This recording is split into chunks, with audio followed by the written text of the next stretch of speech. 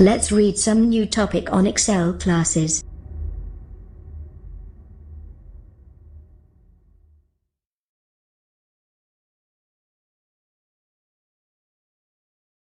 Hey guys, hi. This is Abhishek sir, teacher of Excel classes. Welcome to you all on my YouTube channel Excel classes Abhishek sir. So my dear, आप लोग कैसे हैं? उम्मीद करते हैं आप लोग बहुत अच्छे होंगे।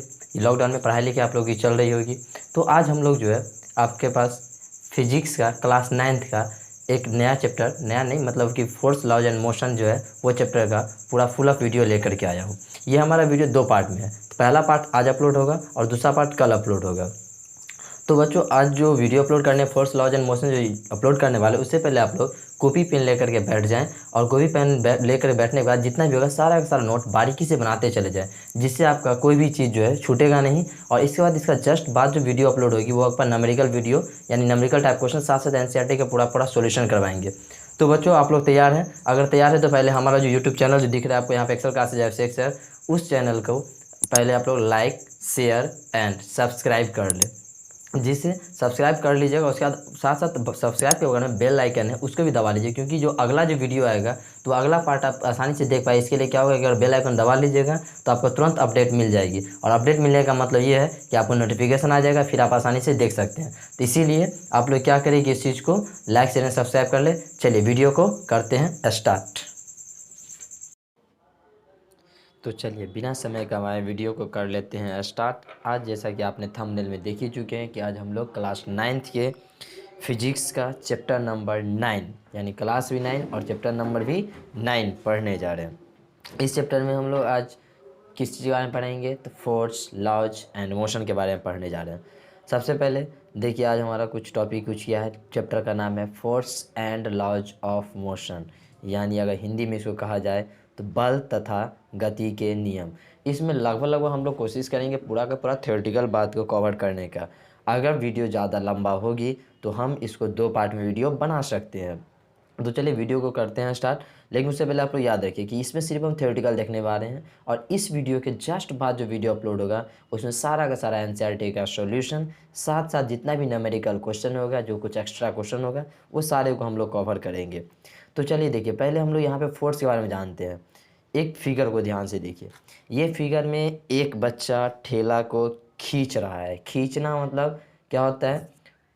पुश करना या पुल करना। तो यहाँ पे हम लोग क्या देख रहे हैं कि एक बच्चा क्या कर रहा है, इसको खींच रहा है। खींचने का मतलब क्या होता है? पुल करना। बच्चा पुल कर रहा है, ठीक है। दूसरा फिगर जस्ट बाद देखिए, इसके बाद यहाँ पे एक आदमी कार को धकेल रहा है। धकेलना का मतलब होता है पुश करना, यानी ये कार को क्या कर रहा है? पुश कर रहा है। तो नॉर्मली आप याद रखिए बल जो होती है वो क्या होता है? खिंचाव या धक्का। यानी जैसे यहाँ पे देख रहे हैं एक आदमी कार को क्या करे? धक्का दे रहा है, और दूसरी जब वही दूसरा बच्चा क्या करे? एक गाड़ी को यानी एक ठेला गाड़ी जो है कचरे वाली गाड़ी उसको खींच रहा है। तो यानी खिंचाव और धक्का को ही कहा जाता है बल। It means that push and pull. जैसे यहाँ पे देखिए एक बच्चा खींच रहा है यहाँ भी एक गाड़ी को, वो पुल कर रहा है, और पीछे से एक आदमी धक्का लगा रहा है यानी पुश कर रहा है। तो ये पुल और पुश ही हमारा क्या कहलाता है? बल कहलाता है। यानी अगर बल को कहा जाए तो बल क्या है? तो बल सीधा सिंपल सी बात है कि खिंचाव और धक्का को हम लोग क्या कहेंगे? बल कहेंगे। बट अलग बात है कि एक डिफिनेशन भी हम इसका आगे देखेंगे। तो सबसे पहले हम समझते हैं, यहाँ भी ध्यान से देखिए एक बच्चा क्या कर रहा है? पानी कुआं में से पानी खींच रहा है, यानी कुआं में से क्या कर रहा है? रस्सी को खींचा है जिससे उसकी बाल्टी जो होगी वो ऊपर आएगी। इसका मतलब ये हुआ कि ये क्या कर रहा है? पुल कर रहा है। उसी के जस्ट बगल के फिगर में देखिए लेफ्ट साइड में यानी कि बाएं तरफ एक आदमी एक दरवाजा को धकेलने का कोशिश कर रहा है। दरवाजा को धकेलने का कोशिश मतलब क्या कर रहा है कि वो क्या कर रहा है कि पुश कर रहा है, और बच्चा क्या कर रहा है? पुल कर रहा है। तो पुल और पुश यानी खिंचाव और धक्का को ही क्या कहते हैं? बल कहते हैं। तो चलिए अब हम लोग करते हैं चैप्टर का स्टार्ट। ये था हमारा कि एक्चुअली में बल होता क्या है या किसे कहेंगे। तो सिंपली याद रखना खिंचाव या धक्का को हम लोग क्या कहेंगे? बल कहेंगे। लेकिन हम लोग बल का डिफिनेशन भी स्पेशल तरीक़ों से देखेंगे, ठीक है। तो ये बात हो गई। अब हमारा एक एनिमेशन देखिए कि इससे आपको क्या क्लियर हो रहा है कि यहाँ पे लिखे हुए हैं कि force and laws of motion. Right side में कोने में देखिए लिखे फोर्स लॉज एंड मोशन, अंदर में 9 लिखा हुआ है। ये 9 हमारा 2 चीज़ कोडिंग कर रहा है कि चैप्टर भी 9 है और साथ में क्लास भी 9 है। तो सिंपल सी बात है, याद रखना कि ये चैप्टर हमारा क्या है? क्लास 9th का चैप्टर नंबर 9 फोर्स और and laws of motion. NCERT में 9 है, अदर बुक में ये आपका 2 या फिर 3 हो सकता है, ठीक है। तो चलिए वीडियो को करते हैं आगे स्टार्ट। यहाँ पे अब हमारा जो है एक फिगर पहले देख लीजिए। ये फिगर कर क्या रहा है? यहाँ पे एक स्प्रिंग है, एक डबल मतलब एक बॉल है, उसको बैलून है, बैलून को दबाया जा रहा है। अब ये क्या है, इस चीज़ को जानने के पहले हम लोग पहले इसका थ्योरेटिकल बात से कुछ हद तक जान लेते हैं। चलिए थ्योरेटिकल बात क्या है पहले वो देखिए। तो ये चैप्टर हो गया आपका बल तथा गति का नियम यानी force and laws of motion. अब हमारा बल यानी फोर्स, फोर्स है क्या? तो बल का बहुत ही सिंपल और सुंदर डेफिनेशन लिखे हैं कि बल वह बाह्य भौतिक कारण है जो किसी वस्तु पर लगकर उसके स्थान को बदल देता है या बदलने का कोशिश करता है। मतलब कि बल हम उसे कहेंगे जो किसी वस्तु पर अगर हम लगाते हैं तो या तो वो मोशन में आ जाता है यानी गति में आ जाता है, या फिर हम गति में लाने का कोशिश करते हैं। सपोज कीजिए कि जैसे पीछे हमने एक फिगर देखा था, एक बच्चा ठेला को खींच रहा था, तो क्या था, ठेला में जब ताकत लगाया तो ठेला चलने लगा, यानी उसमें क्या हो कि कुछ ना कुछ परिवर्तन आ गया। लेकिन सपोज कीजिए कि वही बच्चा अगर एक दीवार को धक्का देता, क्या दीवार घस सकती? दीवार ज्यों का त्यों रुका रह सकता था। तो यहाँ पे क्या होता है कि कोशिश तो वो करता। तो बल का इसलिए डिफिनेशन सिंपल दिया गया कि बल वह बाह्य भौतिक कारण है जो किसी वस्तु पर लगकर उसके स्थान को बदल देता है या फिर बदलने की कोशिश करता है। चलिए आगे देखते हैं हम लोग बल के बारे में। तो बल आपको याद रखना, बल एक सदिश राशि है। सदिश राशि कहने का मतलब कि बल लगाने के लिए आपका दिशा का जिक्र होना जरूरी है। अब जैसे अभी हम वहाँ पे पीछे वाला क्वेश्चन भी फिगर याद कीजिए, पहले जो फिगर था उस फिगर में हमने क्या देखा था कि एक बच्चा गाड़ी को खींच रहा था, पीछे से दूसरा बच्चा धक्का दे रहा था। सपोज करो कि अगर वही बच्चा उल्टा करता, अगर एक बच्चा खींच रहा है दूसरा बच्चा उसके उल्टा खींचता, तो वो गाड़ी शायद नहीं चलती। तो इसलिए क्या होता है कि बल के लिए डायरेक्शन का होना बहुत ही जरूरी है, यानी किस डायरेक्शन में हम लोग काम करें ये बहुत ज़्यादा मैटर करता है। दूसरा है बल का एसआई मात्रक न्यूटन है। तो बल का एसआई मात्रक वैसे न्यूटन के अलावा भी है, केजी मीटर पर सेकेंड स्क्वायर, लेकिन वो कैसे वो हम आगे देखेंगे। फिलहाल यहाँ पे एक ऑब्जेक्टिव टाइप के लिए याद रखना है कि अगर पूछा जाता है कि बल का एसआई मात्रक क्या है, तो आपको याद रखना है कि बल का एसआई मात्रक न्यूटन होता है। और न्यूटन कौन है वो भी हम आगे देखेंगे। न्यूटन एक साइंटिस्ट है, उसका नाम है। उसका बल का सीजीएस मात्रक डाइन होता है। अब डाइन का मतलब यहाँ पे मात्रक है। अब सीजीएस क्या है वो समझिए। तो सीजीएस हम लोग फर्स्ट में देखे थे सेंटीग्राम सेकेंड होता है ये, जिसमें सीजीएस यूनिट में क्या है कि जैसे डिस्टेंस को मेजरमेंट करते हैं मीटर में, मीटर के अलावा डिस्टेंस को सेंटीमीटर में भी मापा जाता है। उसी तरह से बल को नॉर्मली जो इंटरनेशनल यूनिट है वो तो न्यूटन है, लेकिन एक कॉमन जो होगा, एक छोटा मोटा जो भी मेजरमेंट होगा उसको हम लोग डाइन कहते हैं। और यहाँ पे बगल में लिख दिए कि 1 न्यूटन बराबर 10⁵ डाइन होता है, यानी 10 का पावर 5 डाइन होता है। ये आपको ऑब्जेक्टिव टाइप क्वेश्चन के लिए याद रखना जरूरी है। चलिए नेक्स्ट पॉइंट देखते हैं अब कि बल के प्रभाव, इफेक्ट ऑफ फोर्स, यानी बल लगा करके हम क्या कर सकते हैं, या बल का जरूरत क्यों है, बल क्यों लगाएंगे, या बल से हमारा फ़ायदा क्या है, ये सारे बात को हम लोग जानते हैं। तो सिंपल सी बात है, बल के प्रभाव के लिए यहाँ पे देख रहे हैं। तो कहने का तात्पर्य कि बल का प्रभाव लगा के मतलब बल लगा करके आप किसी वस्तु को क्या कर सकते हो। तो सबसे पहला, अगर कोई वस्तु रुका हुआ है यानी स्थिर है, तो उस वस्तु पे बल लगेगा तो वो चलने लगेगा। मान के चलो कि एक बॉल रुका हुआ है, एक किक मारिएगा मतलब पैर से एक बार मारिएगा बॉल मोशन में आ जाएगा। तो यानी बल लगा किसी भी रुका हुआ चीज़ को हम लोग गति में ला सकते हैं। जैसे अभी पीछे वाला एग्जाम्पल याद कीजिए, जस्ट पीछे एक कार का एग्जाम्पल था। मान लो कार रुकी हुई है, पीछे से धक्का देगा तो कार चलने लगेगा। उसका नेक्स्ट जो है कि गतिशील वस्तु की गति को बढ़ाया जा सकता है, यानी अगर कोई चीज़ चल रही है तो उसमें अगर ताकत लगाएंगे तो तेज़ी से चलने लगेगा, या फिर ताकत लगाएंगे तो कम भी कर सकते हैं। जैसे मान लो साइकिल है, साइकिल चला रहे हैं आप, मान लो ठीक है साइकिल चला रहे हो, पेंडल खूब तेज़ी से मारो, जब भी पेंडल आप तेज़ी से मारना शुरू करोगे तो साइकिल बहुत तेज़ चलने लगी। ब्रेक चापोगे वहाँ भी बल लगा तो वो क्या हो जाएगा, उसका स्पीड घट जाएगी। तो यानी कि कोई चीज़ चलता हुआ वस्तु चीज़ को हम लोग मोशन को बढ़ा भी सकते हैं और साथ में घटा भी सकते हैं। अगला देखिए तीसरा इसका जो है क्या है प्रभाव, कि वस्तु की गति को दिशा को बदला जा सकता है। मतलब वस्तु जो कोई भी डायरेक्शन में उसकी दिशा को बदल सकती है। इसके लिए सबसे अच्छा एग्जाम्पल होगा आपका क्रिकेट मैच या फिर बैडमिंटन को याद करो। क्रिकेट मैच में सामने से बॉलिंग करता है, वो बॉलिंग आ रही होती है हमारी तरफ, जैसे हम बैट घुमाते हैं कि उसका डायरेक्शन क्या होता है, बदल जाता है, यानी जिधर से आ रही होती है उसके जस्ट उल्टा उल्टा बॉल को हम घुमा देते हैं। या बैडमिंटन में देख लो कर्क वाला में, कि जैसे कर्क आता है आप बैडमिंटन से मारते हो, उसका डायरेक्शन क्या होता है, वो आ रहा होता है फिर वो जाने लगता है, या फिर जा रहा होता है तो फिर वो आने लगता है। इस वजह से हम लोग क्या देखते हैं कि बल लगा करके किसी वस्तु की दिशा को भी बदला जा सकता है। अगला चीज़ है कि वस्तु के आकार को बदला जा सकता है। ये तो आप आए दिन देखते हो, ये फिगर में भी देखो, यहाँ पे एक छोटा सा स्प्रिंग है, उसको जब हमने खींचा तो वो बड़ा हो गया। या एक बैलून देखो गोल था, जब दोनों हाथ से दबाया तो बैलून क्या होगा, पिचका हो गया। या ऐसे एग्जांपल बहुत सारे आप देखते हो, घर में रोटियाँ बनाते हुए देखिए होइएगा मम्मी को, कि क्या होता है छोटा सा गोला सा रहता है वो आटा का गूँथा हुआ, और उसके बाद उसको जब पतला पतला बनाया जाता है तो बहुत लंबा हो जाता है, यानी कि वो गोल छोटा सा था अब बड़ा हो गया। तो यानी क्या कर सकते हैं कि बल लगा करके किसी वस्तु के हम आकार को भी बदल सकते हैं। ठीक है, ये था हमारा बल का प्रभाव। अब अगला टॉपिक हमारा क्या है, तो अगला टॉपिक जो होगा हमारा वो होगा बल के ही बारे में, कि बल का यूज वगैरह तो देख लिए हैं। उसके बाद हमारा हो जाएगा बल के प्रकार, कि बल कितने प्रकार के होते हैं। तो नॉर्मली यहाँ पे ये क्लास से बच्चे क्लास में पढ़ाया गया था, मतलब 7 8, हाँ 8 में था, 7 8 में था। बल के प्रकार का था, बल नॉर्मली 2 प्रकार का होता है, स्पर्श बल और अस्पर्श बल, मतलब contact force and non contact force. अब कॉन्टैक्ट फोर्स क्या होगा, तो नाम से ही क्लियर है कि कॉन्टैक्ट मतलब जब दो चीज़ कॉन्टैक्ट होकर के लगेगा तो कॉन्टैक्ट फोर्स, यानी कि स्पर्श मतलब कि छूना पड़ेगा, और अस्पर्श मतलब कि बिना छुए हुआ लगेगा, उसको हम लोग कहेंगे अस्पर्श बल।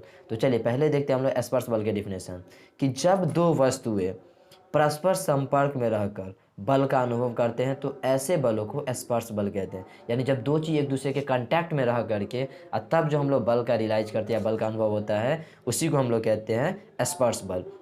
एग्जाम्पल पेशीय बल, पेशीय का मतलब मांसपेशिया से जो लगने वाला है, तो जो हमारा बल लगता है, जैसे ठेला धकेलना हुआ, गाड़ी धकेलना हुआ, ये सब। घर्षण बल, तो घर्षण बल जैसे साइकिल और रोड के बीच में घर्षण होता है, या कार और रोड के बीच में घर्षण होता है। तो जब दो चीज़ के बीच में घर्षण होता है, इसी को कहते हैं हम लोग घर्षण बल। ठीक है, अगला हमारा है अस्पर्श बल। अब बात आती है अस्पर्श बल क्या है, तो अस्पर्श बल नाम से क्लियर है, अस्पर्श मतलब बिना टच किए हुआ, जिसमें हम लोग क्या करते हैं, बिना टच किए हुए बल लगता है। जैसे कह रहा है कि वह बल जो किसी वस्तु को स्पर्श किए बिना ही उस वस्तु पर आरोपित होती है, आरोपित मतलब लगता है, इसी को हम लोग कहते हैं अस्पर्श बल। या फिर इसी का दूसरा नाम है दूरी प्रक्रिया बल भी, जैसे विद्युत बल। विद्युत बल का मतलब यहाँ पे इलेक्ट्रोमैग्नेटिक फोर्स के बताता है, यानी कि जो बचपन में आप लोग एक एक्सपेरिमेंट जानते होइएगा कि सूखी कंघी को जब बाल में रगड़ते थे, उसके बाद छोटा छोटा पेपर के पास ले जाते थे, छोटा पेपर क्या होता था, अट्रैक्ट होता था। इसी चीज़ को कहा जाता है विद्युत बल। चुंबकीय बल, तो चुंबकीय बल जब चुंबक के सामने अगर कील वगैरह को रख दीजिएगा तो उसको क्या करता है, अपनी तरफ खींच लेता है। गुरुत्व बल, जो पृथ्वी जो किसी वस्तु को अपनी तरफ खींचता है, जैसे ऊपर से आप कोई छत पे चले जाए, कोई सामान को छोड़िए, सीधा जमीन पे आके गिरता है, तो ये सब का सब क्या हो गया, हमारा बिना टच किए हुआ लगने वाला बल हो गया। अगला है विद्युत बल, तो विद्युत बल यहाँ पे लिख दिए कि विद्युत आवेशों के बीच क्रियाशील बल को विद्युत बल कहते हैं। ये डिफिनेशन याद रखने के लिए इतना शॉर्ट में लिखा गया है कि जब विद्युत आवेश के बीच में जो क्रियाशील बल होता है उसी को हम लोग कहते हैं विद्युत बल। अगला है चुंबकीय बल। चुंबकीय बल क्या होगा, तो चुंबक के ध्रुवों के बीच लगने वाले बल को चुंबक, यानी चुंबक के कारण जो बल लगता है उसी को हम लोग कहते हैं चुंबकीय बल। उसके बाद है गुरुत्व बल। गुरुत्व बल क्या होगा, तो पृथ्वी जिस बल से किसी वस्तु को अपनी तरफ खींचती है उसे हम लोग कहते हैं गुरुत्व बल। इसका एक एग्जाम्पल यानी एक फिगर के द्वारा समझ लीजिए कि क्या है। देखिए यहाँ फिगर पे अगर ध्यान से आप देखिएगा तो एक आदमी पहला में दिखा रहा है, वो बर्फ पे जो स्लाइडिंग करता है वो फिगर दिख रहा है। स्लाइडिंग करने में क्या होगा कि घर्षण बल का यानी फ्रिक्शन फोर्स लगता है। ठीक है, दूसरा फ्रिक्शन फोर्स जब हो तो पेशीय बल हो गया। उसका दूसरा देखिए कि ऊपर से गिर रहा है मतलब क्या कि कोई कंटैक्ट नहीं है, बिना हवा में गिर रहा है। हवा में गिरा मतलब क्या, पृथ्वी आपको उसको अपनी तरफ खींच रही है। जब पृथ्वी किसी वस्तु को अपनी तरफ खींचेगा तो गुरुत्व बल कहला जाएगा। उसका सेकंड देखिए, हाथ से धक्का दे रहा है, वो पेशीय बल का एग्जाम्पल हो गया। उसके बाद ये उड़ रहा है हवा से फिर भी ज़मीने पे आ रहा है, तो ये गुरुत्व बल का एग्जाम्पल हो गया। फिर चुंबक देखिए खींचा है तो चुंबकीय बल हो गया। इस तरह से आपका बहुत सारा बल के बारे में यहाँ पे मेंशन किया गया है। ठीक है, चलिए अब आगे देखते हैं हम लोग। अगला जो हमारा टॉपिक है वो क्या है, परिणामी बल। परिणामी बल मतलब क्या, रिजल्टेंट फोर्स। जब सिंपल डिफिनेशन से पहले समझ लेते हैं कि किसी वस्तु पर लगने वाला वह अकेला बल जो उस वस्तु पर एक साथ क्रियाशील अनेक बलों के समान प्रभाव उत्पन्न करता है, परिणामी बल कहलाता है। यानी एक साथ मान लो 8 आदमी 10 आदमी किसी चीज़ में जाए, जैसे कार को धकेल रहे हैं, 8-10 आदमी लगा दी धक्का, एकदम फुल ताकत लगा रहे हैं, तो क्या होगा, या तो कार धकेला जाएगा या फिर कार नहीं धकेलाएगा। दो कंडीशन, या कोई भी चीज़ अगर आप बल लगा रहे हो तो दो ही चीज़ है, या तो उसमें कुछ ना कुछ बदलाव होगा यानी वो खिसक जाएगा, या फिर नहीं खिसकेगा। तो इस तरह का दो बात, ये दो जो कारण होगा इसी को हम लोग कहते हैं परिणामी बल। तो परिणामी बल का भी प्रकार होगा, अभी बता दिए कि दो कारण, या तो वो घसक जाएगा या फिर नहीं घसेगा, इसलिए परिणामी बल भी दो प्रकार का होगा, संतुलित बल एंड असंतुलित बल, यानी balance force and unbalance force. तो बैलेंस फोर्स क्या है यानी संतुलित बल क्या है वो देखिए, लिखिए कि जब किसी वस्तु पर एक साथ अनेक बल क्रियाशील हो, अनेक बल मतलब बहुत सारा बल जब एक साथ काम कर रहा होता है तो उसका परिणामी बल जो होगा वो शून्य हो जाता है। ऐसे बल को संतुलित बल कहा जाता है। परिणामी बल शून्य मतलब क्या कि आप ताकत लगा लेंगे उसका कुछ अंतर नहीं आ रहा है, ज्यों कहते हुए मतलब कुछ बदलाव नहीं, तो उसको हम लोग परिणामी बल शून्य मानेंगे, उसको हम लोग कहेंगे संतुलित बल। और इसी का जस्ट अपोजिट चल जाए असंतुलित बल में, कि जब अनेक बल किसी वस्तु पर एक साथ क्रियाशील हो और उनका परिणामी बल शून्य न हो तो ऐसे बल को असंतुलित बल कहेंगे। शून्य न हो मतलब क्या कि वो खिंचा जाए। चलिए इसको हम एक एग्जाम्पल यानी एक फिगर से समझ लेते हैं। देखिए इस फिगर में देखिए कि दोनों तरफ 300 न्यूटन का बल लग रहा है, यानी 3 आदमी खींच रहा है। मान लो सभी आदमी के पास फिलहाल 100 न्यूटन का, ऐसे मान के चल रहे हैं, ऐसा है नहीं एक्चुअली में, 100 न्यूटन का ताकत है, तीनों आदमी 100 न्यूटन ताकत से खींच रहा है दोनों तरफ। ये रस्सी ज्यों कहते हुए ना तो इधर खिंचा रही ना तो इस गेम को रस्सा कस्सी गेम बचपन में कहा जाता था। ये क्या है ना तो इधर खिंचा रहा है राइट साइड में ना तो लेफ्ट साइड में। लेकिन फिर इसी फिगर में थोड़ा सा चेंजिंग कर देते हैं हम। देखिए इसमें क्या किया, अब जो 300 न्यूटन था वो हो गया कितना 400 न्यूटन। जैसे ही 400 न्यूटन 100 न्यूटन बढ़ा, बढ़ते ही वो आदमी क्या हो गया इधर की तरफ खिंचा गया। मतलब क्या देख रहे हैं कि यहाँ से हमारा लेफ्ट राइट साइड वाला का पावर जो वो कम था, मतलब कम ताकत था, उसके पास 300 न्यूटन था, और लेफ्ट साइड वाला का 400 न्यूटन ज़्यादा हो गया। इसलिए 400 न्यूटन वाला क्या किया 300 न्यूटन वाला को खींच रहा है। देख रहे हैं तीनों एक एक पैर पे उठ गया है, मतलब क्या किया उसको अपनी तरफ खींच लिया। तो यहाँ पे आपका क्वेश्चन बहुत अच्छा क्वेश्चन बन सकता है कि पहली बात इसमें बल कितना लग रहा है। तो देखो फोर्स लगने की अगर बात किया जाएगा तो पहला फिगर में जीरो वर्क का मतलब रिजल्टेंट फोर्स जीरो है, क्योंकि काम कुछ नहीं हो रहा है, ठीक है। लेकिन सेकंड फिगर में देखिए तो 400 में से अगर 300 माइनस करते तो बचा कितना 100, यानी 100 फोर्स हमारा लग रहा है। डायरेक्शन क्या होगी तो राइट टू लेफ्ट, यानी लेफ्ट की तरफ खिंचा रहा है। तो इस तरह से बल में डायरेक्शन का होना जरूरी है। यहाँ पे आप समझ रहे हैं कि किधर जाएगा, यानी लेफ्ट साइड में वो जाके ये आदमी जो तीन साइड राइट में जो तीन आदमी दिख रहा है वो किधर खिंचा जाएगा, लेफ्ट साइड की तरफ खिंचा जाएगा। तो इससे हम लोग क्या समझ लिए कि आसानी से जो है आदमी को फोर्स वगैरह के बारे में हम लोग वजन नॉमिकल टाइप क्वेश्चन निकाल सकते हैं कि इसमें डायरेक्शन का जरूरत पड़ेगा, और जब डायरेक्शन की जरूरत पड़ेगी तो हम आसानी से समझ सकते हैं। चलिए अब अगला टॉपिक हम लोग देखते हैं। ये दोनों आदमी को, इस दोनों को तो उम्मीद करते पहचानते होइएगा, अगर नहीं पहचानते तो आज हम लोग इससे पहचानेंगे कि कौन है नहीं है। और इन्होंने ही ये बल गति का चैप्टर का जो है वो जन्मदाता कह सकते, इसी के बारे में इन्होंने ही पूरा डिटेल्स किया है। तो चलिए इसमें सबसे पहले हम लोग देखते हैं आज कि इसमें हम लोग को पढ़ना क्या है या ये है कौन, इस सब के बारे में बारी बारी से स्टडी भी करते हैं। तो सबसे पहले हम लोग देखेंगे किस चीज़ के बारे में, तो न्यूटन के गति का नियम, न्यूटन्स लॉ ऑफ मोशन। वैसे न्यूटन्स लॉ ऑफ मोशन कितना है ये सब भी जानेंगे। तो देखिए लेफ्ट साइड में जो आपको फिगर दिख रहा है बड़ा बड़ा बाल जो है वो है हमारे सर आइजैक न्यूटन, ठीक है, सर आइजैक न्यूटन, ये न्यूटन साहब हुए। और इसके बाद जो राइट साइड में जो दिख रहा है वो गैलीलियो जी है। दोनों का एक बहुत गहरा रिश्ता रहा है, रिश्ता मतलब कि रिलेशन संबंधी वाला नहीं, कुछ और रिश्ता है। और वो रिश्ता क्या है वो समझिए। देखिए लिखे हैं कि गति के संबंध में इटली के महान वैज्ञानिक गैलीलियो ने जो खोज प्रारंभ की थी उसे उनकी मृत्यु के बाद अंग्रेज वैज्ञानिक सर आइजैक न्यूटन ने आगे बढ़ाया। 1686 ईस्वी में प्रकाशित न्यूटन द्वारा लिखित पुस्तक प्रिंसिपिया में उन्होंने गति के संबंध में 3 नियम दिया था जो इस प्रकार है। तो सबसे पहले ये जानिए कि ये स्टार्ट तो किए थे गैलीलियो ने, गैलीलियो बहुत सारी चीज़ दिए थे, लेकिन गैलीलियो लॉ जो है हम लोग पढ़ेंगे न्यूटन की गति का नियम, ये भी स्टार्टअप किया गया था गैलीलियो के द्वारा। गैलीलियो ने बहुत सारा नियम बनाया, लेकिन बेचारे की बदकिस्मती कह सकते हैं, उन्होंने पहला नियम दिया, आगे हम लोग देखेंगे पहला नियम गैलीलियो का ही दिया हुआ है, लेकिन उसका जिस साल में मृत्यु हुई उसी साल में समझो न्यूटन का जन्म हुआ। ये एक बहुत संयोग की बात थी। और उसके बाद इसी के खोज को आगे बढ़ाए थे कौन, तो न्यूटन साहब ने, यानी न्यूटन गैलीलियो के सामने बहुत बच्चा था, समझ सकते ना, क्योंकि जब मरा वो तब वो जन्म लिया, तो बहुत बड़ी अंतर आती है। तो चलिए न्यूटन के आप प्रकार, लेकिन न्यूटन बहुत बड़ा आदमी बन गया, मैथमेटिक्स की दुनिया में तो बहुत बड़ा हस्ती है ये।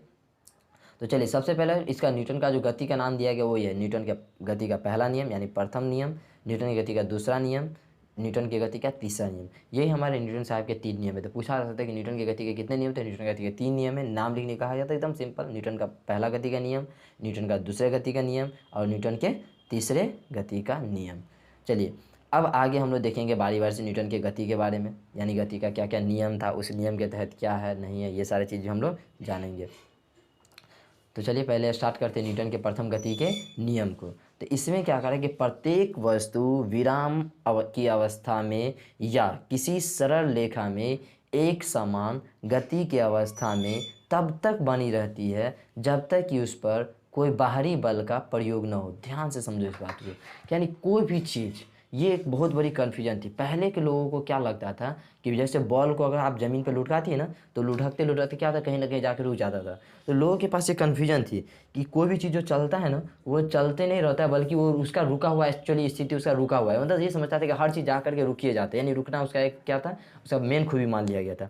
लेकिन जब न्यूटन साहब की गति का खोज हुआ, या न्यूटन के जगह पर हम गैलीलियो का भी कह सकते हैं, जब उनका खोजा तब पता चला नहीं, कोई भी चीज़ रुका हुआ नहीं, यानी उसकी स्थिति क्या होती है कि हर चीज़ जैसे है वैसे ही रहना चाहती है। अगर मान लीजिए कि अगर कोई चीज़ चल रहा है तो वो चाहेगा चलते रहे, कोई चीज़ रुका हुआ है तो वो चाहेगा रुका हुआ रहे, यानी कि जैसा स्थिति में वैसा ही स्थिति में रहना चाहता है। इसी को कहा जाता है न्यूटन का प्रथम गति का नियम, या इसी को गैलीलियो का जो है जड़त्व नियम भी कहा जाता है, क्योंकि इसमें गैलीलियो का बहुत बड़ा योगदान था, इसलिए गैलीलियो का जड़त्व नियम भी कहा जाता है। तो यानी इसमें क्या होता है कि अगर कोई चीज़ चल रहा है तो चलते रहना चाहेगा, रुका हुआ है तो रुके रहना चाहेगा। तो एक आपके माइंड में कन्फ्यूजन हो कि जब बॉल को हम लुढ़का देते हैं तो फिर बॉल रुक क्यों जाती है। तो सिंपल सी बात है कि बॉल को कोई ना कोई ऐसा तो जरूर है जो उसको क्या कर रहा है, रोक रहा है। अब रोकने का काम क्या कर रहा है, रोकने का मतलब हो गया कि बॉल को कोई रोक रहा है, रोक रहा है मतलब कि एक फोर्स काम करती है, वो फोर्स का नाम है फ्रिक्शन फोर्स। फ्रिक्शन फोर्स हमेशा किसी गतिशील चीज़ को रोकने का काम करती है, यानी उसको अपोज करती है। तो न्यूटन की गति के पहला नियम को ही गैलीलियो का जड़त्व नियम भी कहा जाता है, या न्यूटन के गति के पहले नियम से हमें दो चीज़ का परिभाषा मिलता है, एक बल का और एक जड़त्व, दोनों ही चीज़ की परिभाषा मिलती है। तो अब हम लोग बात करते हैं पहले, जब बल और जड़त्व दोनों का मिलता है तो ये जड़त्व क्या है।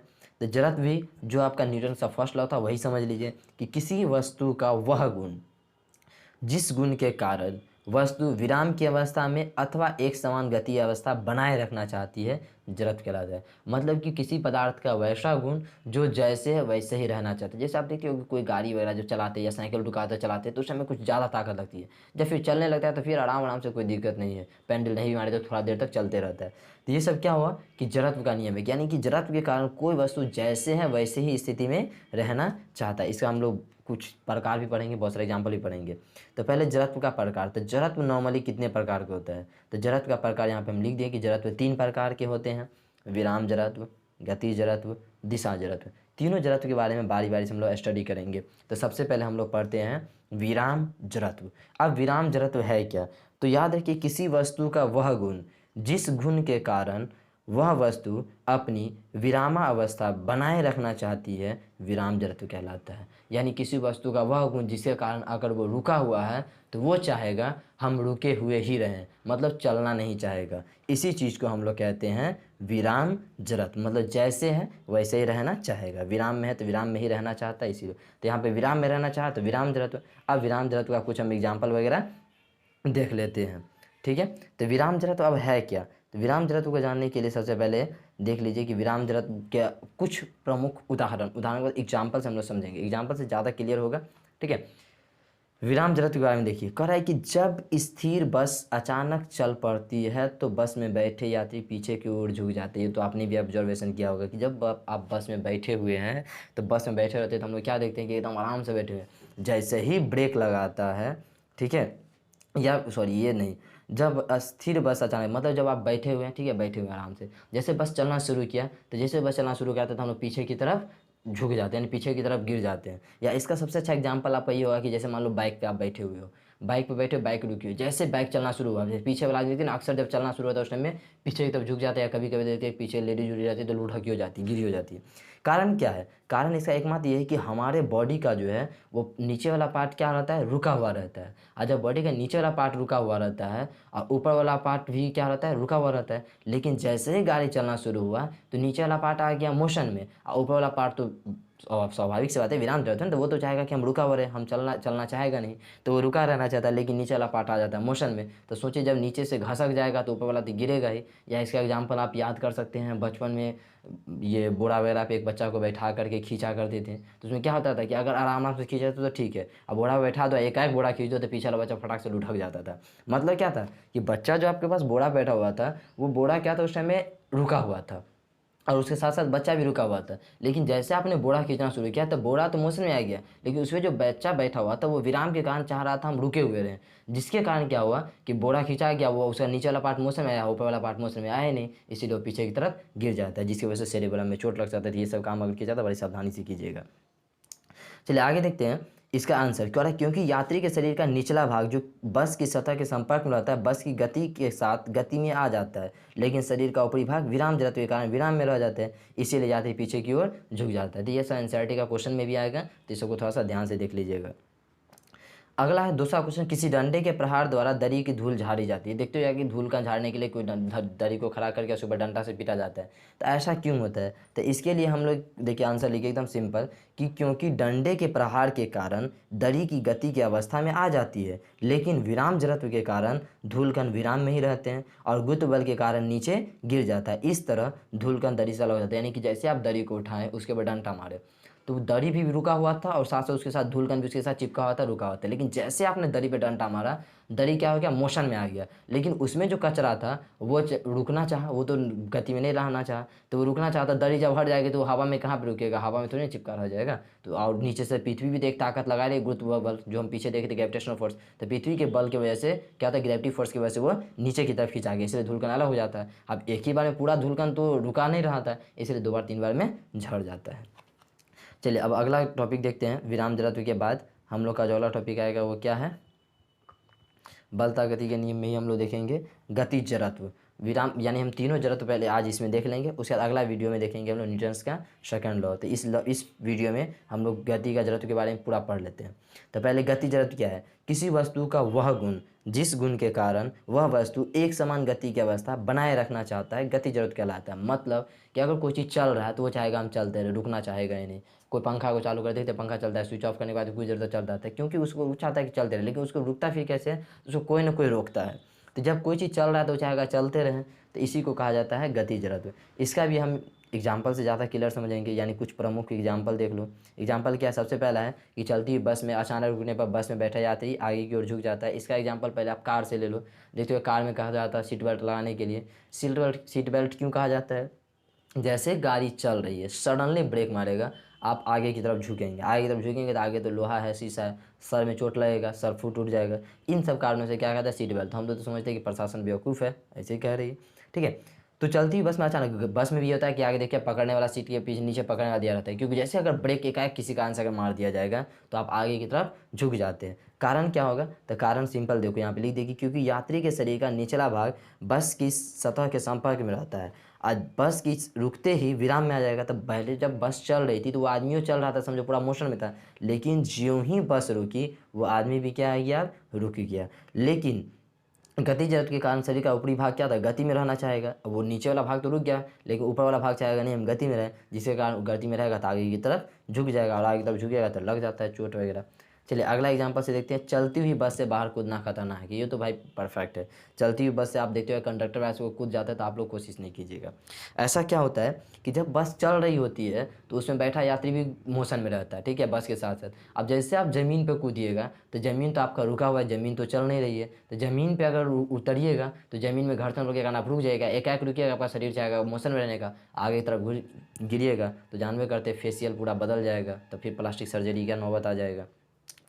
तो इसीलिए हम यहाँ पे एग्जाम डिफरेंशियल देखिए, क्योंकि चलती हुई बस के साथ साथ उसमें सवार व्यक्ति भी गति की अवस्था में रहता है। जब कोई बस से बाहर कूदता है तो उसके पैर जमीन पर घर्षण के कारण विराम में आ जाता है, लेकिन शरीर का ऊपरी भाग गति जड़त्व के कारण गतिशील अवस्था में ही बना रहना चाहता है, जिसके कारण वह बस की दिशा में आगे की ओर गिर जाता है और उसे घायल होने की संभावना रहता है। हाँ, लेकिन एक बात गौर की ये होइएगा, कंडक्टर सब जो कूदता है तो उसके पास एक एक्सपीरियंस रहता है कि वो जैसे बस से उतरेगा तो अगर बस आगे की तरफ जा रहा है तो वो लोग आगे की तरफ ही दौड़ते रह जाता है, यानी मोशन को लगभग कुछ देर तो वो बनाए रखना चाहता है, जिस सिचुएशन में वो बच सकता है। लेकिन हम आपके पास एक्सपीरियंस नहीं है, इसलिए हम आपके लिए खतरा हो सकता है।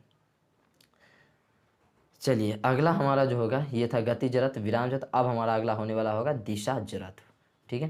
तो दिशा जड़त्व क्या है, अगर किसी वस्तु का वह गुण जिसके कारण वस्तु अपनी गति की दिशा बनाए रखना चाहती है, दिशा जड़त्व कहलाता है। अब दिशा जड़त्व क्या होगा, तो दिशा जड़त्व मतलब कि अपनी स्थिति को बनाए रखना चाहता है, मतलब कि दिशा एक कांस्टेंट डायरेक्शन में बनाए रखना चाहेगा। इसके लिए आप एग्जांपल से ही ज़्यादातर समझ आ सकते हैं कि एग्जांपल क्या है। इसके लिए प्रमुख एग्जांपल से देख लेते हैं, उससे हमारे पास समझ में आ जाएगा। सबसे पहला हुआ है कि घूमती हुई साइकिल के पहिया में लगा कीचड़ स्पर्शीय रूप से बाहर उड़ता है। जब आप देखते हो कि साइकिल चलता रहता है तो उसके अगर कीचड़ चला जाता है तो पीछे की तरफ फेंकाता रहता है। ऐसा क्यों होता है, ठीक है। तो ऐसा क्यों होने का कारण सिंपल हम लोग ये समझेंगे कि यहाँ पर डायरेक्शन बहुत ज़्यादा मैंने तो करा, क्योंकि दिशा जड़त्व के कारण पहिया में लगा कीचड़ पहिए की गति दिशा में उड़ता है, यानी पहिए की गति की दिशा में उड़ता है, जिसके कारण साइकिल के आगे पीछे कीचड़ अन्य वाहनों पर या अन्य व्यक्ति को उड़कर पड़ सकता है। यानी जब चक्का घूमता है तो उसके साथ कीचड़ भी घूमता है, लेकिन चक्का से कीचड़ अलग हो जाने के कारण वो क्या होता है कि वो उड़ने लगता है, जिसकी वजह से अगर पीछे कोई आदमी है या उस पर कोई बैठा हो तो उसको पड़ सकता है। अतः इससे बचाने के लिए हम लोग मड गार्ड या कीचड़ रोधी का उपयोग किया जाता है। यानी मड गार्ड जो साइकिल में लगी होती है, जिसको हम लोग मटर गार्ड कहते हैं, एक्चुअली में होता है मड गार्ड। मड मतलब कीचड़, गार्ड मतलब सुरक्षा, यानी कीचड़ से सुरक्षा करने वाला जो गार्ड होता है उसी को हम लोग लगाते हैं। तभी नया नया साइकिल सब आता है जिसमें देखते हो कि मड गार्ड की संख्या कम रहती है, इसीलिए उस समय ज़्यादातर कपड़ा गंदा होने का संभावना रहती है। अब अगला है कि जब एक पत्थर के टुकड़ा को रस्सी से बांधकर उसको चारों ओर घुमाया जाता है और अचानक रस्सी टूट जाती है तो पत्थर का टुकड़ा स्पेस पे बहुत दूर भाग जाता है। ऐसा क्यों होता है? तो ऐसा होने का कारण भी हमारा दिशा जड़त्व ही है। इसका कारण समझ लें क्या हो रहा है, क्योंकि वृत्तीय पथ पर घूमती हुई पत्थर के टुकड़े की दिशा उस पथ के किसी भी बिंदु पर स्पर्शीय होता है। जैसे ही अचानक रस्सी टूटती है तो उस पर लगने वाला बल भी कार्य करना बंद कर देता है, लेकिन दिशा जड़त्व के कारण पत्थर का टुकड़ा उसी स्पर्शीय दिशा में बाहर फेंका जाता है। क्योंकि रस्सी टूट तो जाता है लेकिन वो तो घूमते रहना चाहेगा, और घूमते रहना चाहेगा तो उसका डायरेक्शन रुक जाता है। डायरेक्शन रुकने के कारण क्या होता है, वो फुल तेज़ी से बाहर की तरफ फेंका जाता है। तो यहाँ तक हम लोग क्या देख लिए, दिशा जड़त्व। अब जो हमारा अगला टॉपिक होने वाला होगा वो होगा क्या चीज़, तो न्यूटन्स का दूसरा गति का नियम। तो न्यूटन का दूसरा गति का नियम हम लोग देखेंगे अगले वीडियो में, क्योंकि ये वीडियो ज़्यादा लंबा हो जाएगा, तो आधे घंटे की वीडियो काफ़ी है। ठीक है, तो ये वीडियो को यहाँ पे ख़त्म करते हैं, उसके बाद हम लोग अगला वीडियो को देखेंगे। नहीं, उससे सॉरी, ये वीडियो को ख़त्म करने से पहले एक चीज़ देख लीजिए, जड़त्व एवं द्रव्यमान में संबंध। न्यूटन का सेकंड नियम से हम लोग आगे छोड़ेंगे। जड़त्व एवं द्रव्यमान में संबंध देख लीजिए। जिस वस्तु का द्रव्यमान जितना अधिक होता है उसका जड़त्व, गलती लिखा गया, जड़त्व भी उतना ही अधिक होता है। यानी कि जिसका वजन बढ़ेगा तो जड़त्व भी बढ़ेगा, वजन घटेगा तो जड़त्व भी घटेगा। यानी वजन पे ही हमारा जड़त्व डिपेंड करता है। अब जैसे अगर मान लो एक 5 रुपये का सिक्का है और 1 रुपये का सिक्का है, तो ऑब्वियसली बात है 5 रुपये का सिक्का ज़्यादा भारी होगा एज कम्पेयर टू 1 रुपये का सिक्का। तो सिंपल सी बात है कि 1 रुपये का सिक्का का जो होगा वो क्या होगा, जड़त्व कम होगा, जबकि 5 रुपये का सिक्का का जड़त्व ज़्यादा होगा। ठीक है, इसके और भी एग्जांपल देख सकते हैं। जैसे आप एक ट्रेन को ले लीजिए, एक साइकिल को ले लीजिए, तो ट्रेन का वजन ज़्यादा है तो ऑब्वियसली बात है ट्रेन का जड़त्व ज़्यादा होगा, साइकिल का जड़त्व कम होगा। ठीक है, तो इस तरह से हम लोग बहुत सारा जड़त्व देख सकते हैं। न्यूटन का फर्स्ट लॉ से रिलेटेड कुछ एग्जाम्पल्स और भी आप लिख सकते हैं। जैसे जड़त्व से रिलेटेड बात करते हैं, विराम जड़त्व के बारे में बात अगर करते हैं, कैरम बोर्ड में देखते हैं, कैरम बोर्ड में गोटी से पूरा रखा रहता है। ये एनसीईआरटी का एग्जांपल है इसलिए बता दे रहे हैं। कैरम बोर्ड की गोटी से पूरा रखा हुआ जामा, जैसे आप स्ट्राइकर से मारते हैं एक गोटी क्या होता है कि निकल जाता है, लेकिन सारा का सारा गोटी ज्यों का त्यों खड़े रहते हैं। ये क्यों होता है ऐसा? तो सिंपल सी बात समझिए कि जैसे ही हम गोटी को स्ट्राइक किए सारा का सारा रेस्ट में था, यानी विराम में था। अब विराम जड़त्व के कारण वो रुका रहना चाहेगा। जैसे हमने स्ट्राइकर से मारा तो उसका क्या हुआ, एक गोटी तो मोशन में यानी गति में आ गया, लेकिन सारा का सारा क्या रहना चाहिए, विराम में रहना चाहिए, जिसकी वजह से एक निकल करके बाकी सब का सब ज्यों का त्यों रह जाता है। तो ये सब भी क्या है, एग्जाम्पल है विराम जड़त्व का। तो जड़त्व हमारा यहाँ पे लगभग ख़त्म होगा। ठीक है, जड़त्व के लिए कंडीशन याद रखिए कि नोट जड़त्व जो होता है किसी पदार्थ का एक गुण है, जबकि द्रव्यमान किसी पदार्थ का वजन होता है। ये दोनों में एक अंतर हो गया कि द्रव्यमान और जड़त्व में क्या क्या अंतर है। तो द्रव्यमान एक्चुअली में किसी का वजन होगा, लेकिन जड़त्व किसी पदार्थ का एक प्रॉपर्टीज हो जाती है। न्यूटन का दूसरा नियम जो है वो हम लोग अगले वीडियो में देखेंगे। तो अगले वीडियो में देखेंगे, उससे पहले यहाँ पर उसे लिखा हुआ है लेकिन देख सकते हैं कि इसको हम यहाँ पे समझा नहीं रहे। वैसे ही आपको याद रखिए कि जब अगला अगर वीडियो देखना होगा, इसका अगला पार्ट देखना होगा, तो उसके लिए पहले आपको सबसे पहला काम करना पड़ेगा, वीडियो को लाइक कर दो, अगर अच्छा लग रहा है तो सब्सक्राइब कर दीजिए। और लाइक और सब्सक्राइब करने के बाद आप क्या कीजिएगा कि बगल में जो बेल आइकन दिख रही है उस बेल आइकन को दबा भी दीजिएगा, जिससे आपका क्या होगा कि जैसे अगला वीडियो हम भेजेंगे तुरंत आपके पास एक नोटिफिकेशन पहुँच जाएगी और आप आसानी से वीडियो देख पाएंगे। और अगर वीडियो अच्छा लगे या कोई ऐसे दोस्त वगैरह है जो लॉकडाउन में फंसे हुए हैं, वो सब नहीं पढ़ पा रहे हैं, तो उसको इस वीडियो को शेयर भी कर दीजिए। तो चलिए मिलते हैं इसका अगले पार्ट में।